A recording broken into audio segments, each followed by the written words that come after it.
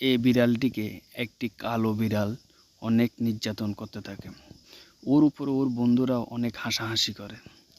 সে ওখান থেকে ভয়ে এবং অপমানে ওখান থেকে দৌড়ে চলে আসে। দৌড়াতে দৌড়াতে একটি ড্রামের মধ্যে সে লুকিয়ে পড়ে।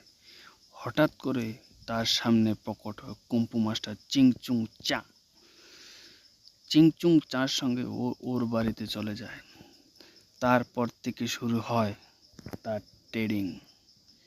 ট্রেডিংয়ে হে অনেক পরিশ্রম করে, অনেক মেহনত করে। সে অবশেষে হয়ে যায় কুম্পু মাস্টার।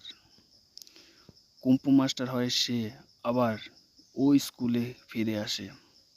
ফিরে আসার পর ওই কালো বিড়ালটির সঙ্গে ওর লড়াই হয়। লড়াই করতে করতে সে অবশেষে কালো বিড়ালটিকে মেরে ফেলে। মেরে ফেলার পর ওর বন্ধুরা ওকে